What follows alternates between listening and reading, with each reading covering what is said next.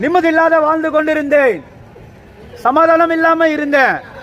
இயேசு எனக்கு சமாதானம் கொடுத்தார். இயேசு என் பாவங்களை மன்னித்தார். இயேசு என் அக்கிரமங்களை மன்னித்தார். இயேசு எனக்கு ஆசீர்வாதத்தை கொடுத்தார்.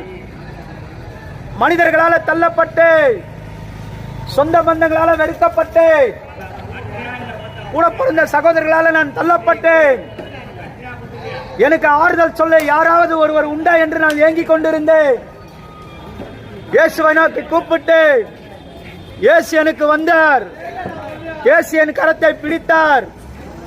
இயேசு எனக்கு ஆசீர்வாதத்தை கொடுத்தார்.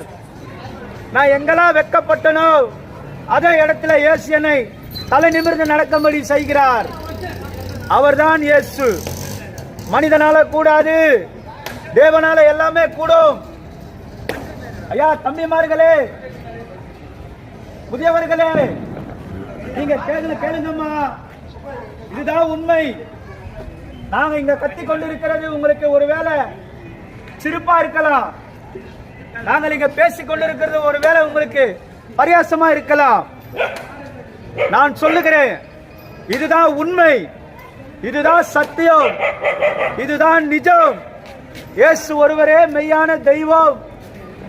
இயேசு ஒருவரே நம்மளை படைத்தார். இயேசு ஒருவரே நமக்காக பூமிக்கு வந்தார். இயேசு ஒருவரே நம்மளுடைய பாவங்களை மன்னிக்க வல்லவரா இருக்கிறார். ஐயா, வேதத்தில் ஒரு வசனம் சொல்லுது. அது என்ன தெரியுமா? ஒரு மனுஷனுடைய பாவங்களை மன்னிக்க இயேசு கிறிஸ்துவால மட்டும்தான் முடியுமா? இன்னொரு மனுஷனால முடியாதா? ஒரு மனுஷன் செய்கிற பாவத்தை இன்னொரு மனுஷன் மன்னிக்க முடியுமா? முடியாதுங்க.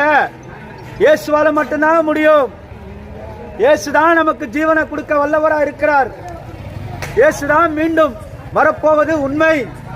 இது சத்தியம். சகோதரனே, நீ பாவத்துக்கு அடிமையா இருக்கிறியா? உன் பாவத்தை விட்டு மனம் திரும்பு. குடிக்கு அடிமையா இருக்கிறியா? உன் குடியை விட்டுட்டு நீ வெளியே வா. மாவா போட்டு நீ அடிமையா இருக்கிறியா? உன் பழக்கத்தை விட்டு வெளியே வா. நீ ஒருவேளை விபச்சாரத்துல அடிமையா இருக்கிறியா? இந்த விபச்சாரத்தை விட்டு வெளியே வா. நீ ஆட்சி போடுவதிலே அடிமையா இருக்கிறியா? அதுல இருந்து நீ வெளியே வா. உனக்கு ஒரு வாழ்க்கை இருக்கு. உனக்கு ஒரு இடம் உண்டு. உனக்கு ஒரு மறுவாழ்வு உண்டு. உன் முன்னாடி இருக்கிற வாழ்க்கையை நீ விட்டுட்டு வெளியே வா.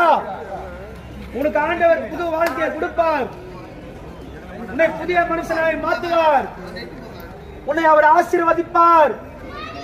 உன் பாவங்களை அவர் மன்னிப்பார். உன் சாபங்களை ஆசீர்வாதமா மாற்றுவார். உன்னை பரிசுத்தப்படுத்துவார். அவருடைய ரத்தத்தினால உன்னை கழுவுவார். உன்னை நீதிமானாக மாற்றுவார்.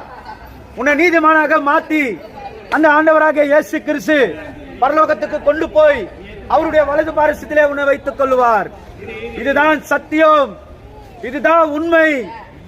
இதுதான் நிஜம். இன்னைக்கு நீங்க சாதாரணமா நினைக்கலாம் சகோதரனே. நீங்க கேர்லிஸா நினைக்கலாம் சகோதரனே. நான் சொல்லிட்டு போறேன், ஒரு நாள் நிச்சயம் இயேசு வருவது உண்மை. இயேசு வருவது 100% உண்மை. அதுக்குள்ள நீ மனம் திரும்பிட்டா அந்த ஆண்டவராக இயேசு உன்னை ஆசீர்வதித்து உன் பாவங்களை மன்னித்து உன்னை பரிசுத்தப்படுத்த வல்லவரா இருக்கிறார். உன் பாவத்தை நீ மன்னிக்க வேண்டுமானால் இயேசு ரத்தம் தான் மெய்யான ரத்தம். இயேசுவின் ரத்தம் உங்க குடும்பத்தை ஆசீர்வதிக்கும்.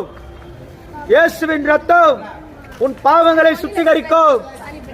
இயேசுவின் ரத்தம் உன்னை பரிசுத்தவனாய் மாற்றும். இயேசுவின் ரத்தம் உன்னை நீதிமானாய் மாற்றும். இயேசுவின் ரத்தம் உன்னை பரலோகத்துக்கு கொண்டு போகும்.